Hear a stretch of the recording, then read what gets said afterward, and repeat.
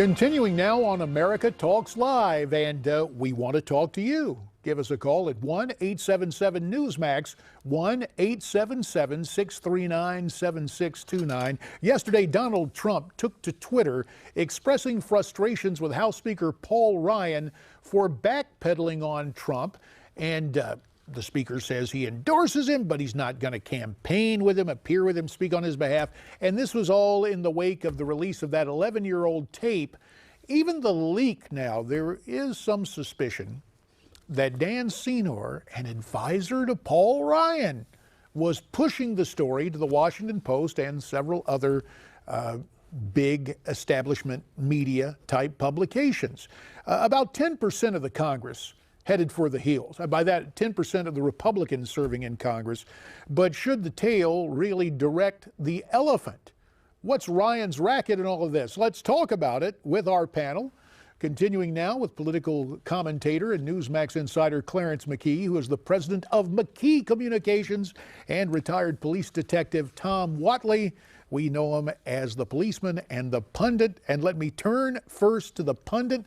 You know, 20 years ago, Bob Dole ran 20 points behind me. I had to overcome that to keep my seat in Congress. First re-election in '96.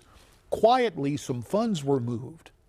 But you didn't have Tony Blankley, the late great Tony Blankley, in Newt's shop calling the Washington Post to say, hey, Dole's finished, we're taking the money. We all hope for the best. I don't think Trump is finished by a long shot, but what is Paul Ryan's racket in all of this? What's your take? All these, Speaker Ryan does not care about real power for the Republican Party. He cares about covering his back. And he doesn't know that he's also appealing to, by the way, they're not just appealing to their egos. They also want to be loved and liked and praised by the media. A lot of these guys and ladies, they're doing a lot of this so the media will like them. They don't even think about what's going to happen to the Supreme Court. They don't even care.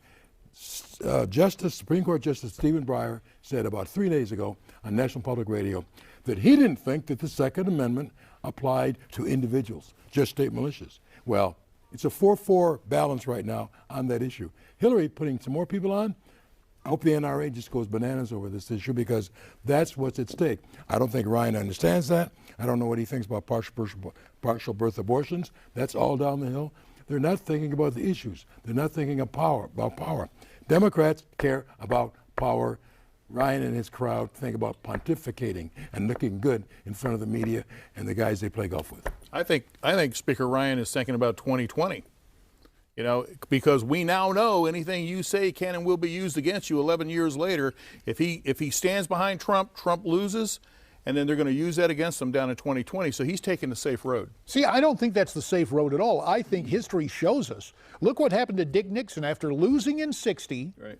Got behind Barry Goldwater, worked hard for Goldwater, things didn't work out, then worked hard in the '66 midterms, and by '68, he became president. Tell you what, let's go back to the phone, since after all, this is America Talks Live. We're pleased to welcome Tan, who is a Trump supporter from Las Vegas, who legally immigrated to America from South Vietnam. Tan, I understand you're mighty worried about Hillary Clinton. Yeah, because Democrats look like communists. You know, she talk about it, she do always behind, and now all the email list, and who do you blame? You know, I wish American people open their eye and see what she do to American, you know? You know, you make a point that I've heard from so many people. Tan, you call, having left Vietnam. I have talked to American citizens who came here, escaped persecution in Romania. They told us about the Obama presidency. They said, look, we were fleeing communism. Now the political left in this country, they call themselves Democrats, but they're following a Marxist socialist philosophy. You just heard it from Tan right there. Exactly.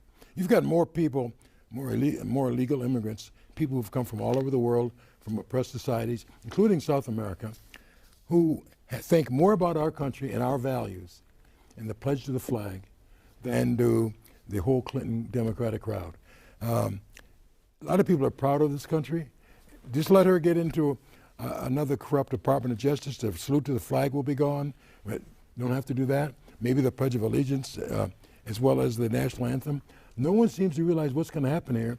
If you thought you had corruption now with the IRS, State Department, and the Department of Justice, including the high levels of the FBI, wait until you see what happens if this woman gets into office. Well, since we're talking by the door. Yeah, we're talking about potential crimes, let's turn to the policeman right here, the old detective. When somebody skates as often as the Clintons do, does that just set up you've dealt with people who I guess end up back on the police blotter time and time again, and I know the left is monitoring this saying, oh, how dare you talk about criminality. That's what it is. Certainly, JD, that's what it is, and we know that people have done worse or lesser crimes in this arena, especially involving national security, that have been locked up. We've got a military guy, a submarine, he took a picture on a nuke sub. He's looking at time.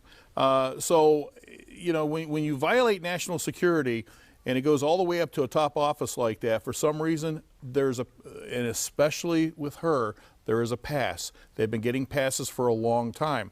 I suspect, JD, that sooner or later, they're going to be out of passes. Exactly. It's going to come. Constitutionally, I'm not sure if a president can pardon themselves. That's an interesting constitutional question. I've read different things about that. Yeah. I hope it doesn't come to that. No pardon, but a welcome right now as we welcome in Deborah, who's on the line from Elizabeth, New Jersey. Deborah's a Hillary supporter. And your take on Hillary and what you want to see transpire. Deborah? Well, as far as my take on Hillary, I was a Bernie Sanders supporter. I did move over to Hillary. I'm not happy with the emails. If these emails are so horrible and are doing so much trouble, let's get that taken care of so we can get back to real politics. Because it sounds like even our reporters are jumping into nothing but gossip, instead of what's really going on. I want to hear about what each one of those candidates are going to do instead of stop with all the mudslinging. Okay, Trump, I don't like him. To me, he's just horrible. You know, Hillary, I'm a little disappointed with her. I really am. But I think she can make it if she's got it in the right way with Bernie and everyone else that's going to be there with her. But so Trump, Bernie's endorsement of Hillary sealed the deal for you with Mrs. Clinton as far as you're concerned, Deborah? Yes, it did. Okay. It really did. I mean, I used to be a Hillary fan, but when Bernie came on, I was for Bernie. Well, I'm absolutely straight with that. I have a question for Deborah. With Hillary with the email. Deborah, I have a question for you. When Bernie made the accusation that it was rigged, we now know with Debbie Wasserman Schultz what issues took place there.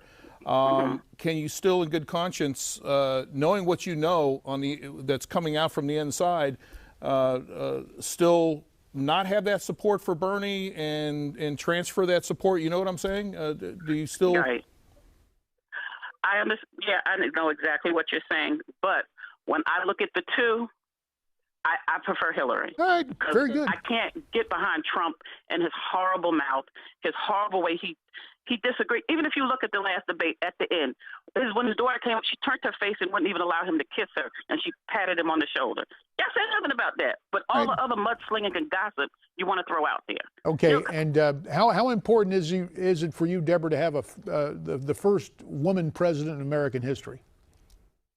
I'm very proud to have the first woman president in America. I wish it wasn't so much like everybody making this like the worst presidential that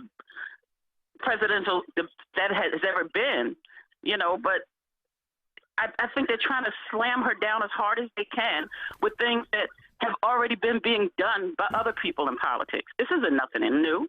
Deborah, we're just trying to bring it in the sunshine as bright as we can. Well, it's ironic because sunshine, and Deborah, thanks for the call, but I believe it was Mr. Justice Brandeis, Clarence, who said sunlight is the best disinfectant.